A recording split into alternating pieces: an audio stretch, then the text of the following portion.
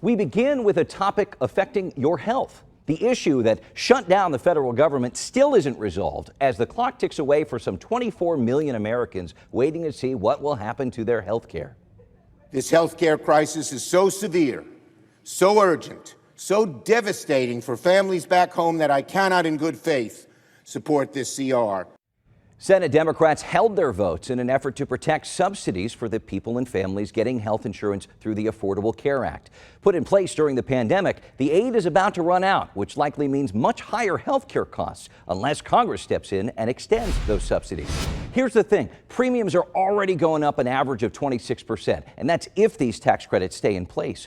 If they don't, health insurance costs could skyrocket, going up about 114% on average. The subsidies run out at the end of the month, and enrollment ends in just 8 days on December 15th. So millions of Americans are wondering what comes next and if they'll be able to even afford coverage.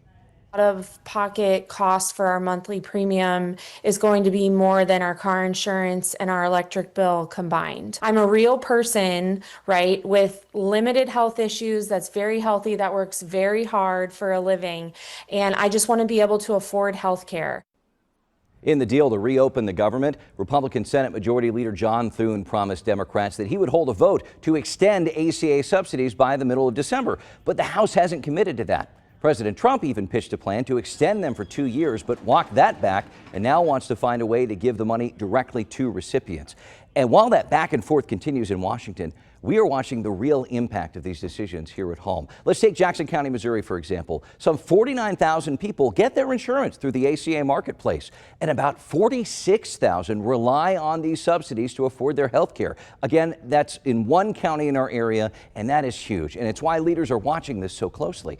Jackson County health officials tell me they are concerned about the ripple effects steep price hikes could have on public health and public life. We know that healthy communities overall are stable communities.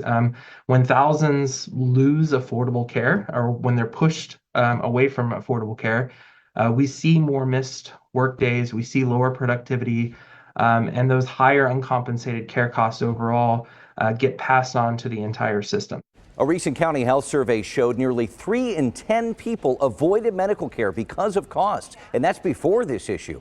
Right now, the county's pointing people with questions to community partners well-versed in helping navigate the ins and outs of the marketplace. Let's get to the heart of the matter with Jim Torres, Program Manager of Health Insurance Services for the Samuel U. Rogers Health Center, one of those partners. Thank you so much for being here. Thank you for asking me. First off, with enrollment underway right now, many people are going into the marketplace and really getting this sense of sticker shock, right? And seeing this 1-2 punch of higher premiums before you even have subsidies play into this. What are you hearing from them? Absolutely. Uncertainty is causing a lot of tension, and people just don't know what to expect. But sticker shock is what folks are seeing. We all know healthcare prices go up every year, but on top of that, with the marketplace subsidies expiring December 31st, it's kind of supercharging those price increases. Let's talk about the real world implications of this. You just heard from a Jackson County health official. I spoke with him last week. He said that, they're worried that people could choose costs over care, meaning that they steer clear of a hospital sometimes if they know that it's going to be too much. This is something that you hear on a daily basis, right? Yes, we do. We work with patients one-on-one, and we see folks that have to make a very tough decision. Can I afford to get the care I need? How serious is it? Or do I take my chances and let it run its course? How do you combat that? That's what the Affordable Care Act was designed to do, was to decrease uninsured population, to give people more avenues to get quality, affordable health insurance coverage, and it's succeeded. 24 million people are currently enrolled in marketplace plans.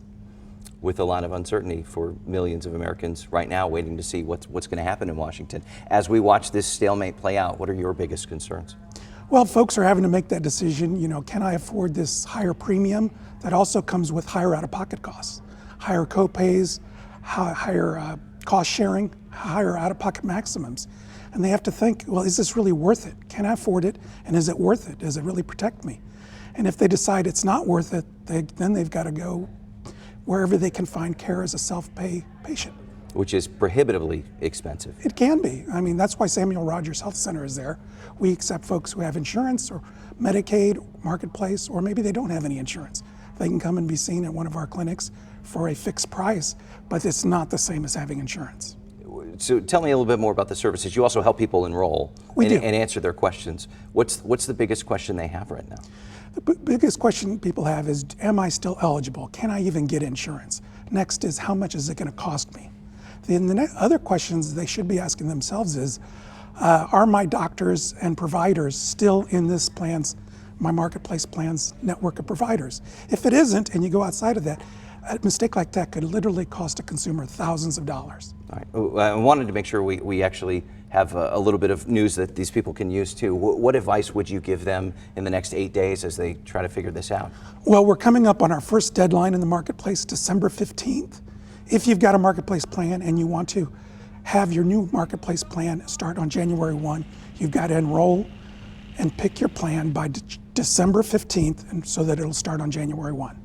This is, I mean, despite this uncertainty, you still have to enroll. You're still encouraging people to enroll, right? I would strongly discourage anybody from auto re-enrolling because so much changes in the marketplace from year to year. The insurance companies change, the plans change. The plan you are currently on in 2025 may not even be available in the marketplace in 2026, or they may crosswalk you into a similar plan if you chose auto re-enrollment, and it may not have your doctors, hospitals, and other healthcare providers in network. So you don't know that until you come back and do your homework. And if you need help, find a local assister like at Samuel Rogers. Right, and that's important too. Just know that help is out there, and we appreciate the help that you're giving to our community. Jim Torres with Sam Rogers Health Center, thank you so much. If you do need to find one of those community partners and you need help enrolling before the 15th, you can find a list of agents and partners online right now at healthcare.gov. And count on KMBC 9 News to stay on top of this issue. We will let you know the moment we hear anything from Washington on air and online at KMBC.com.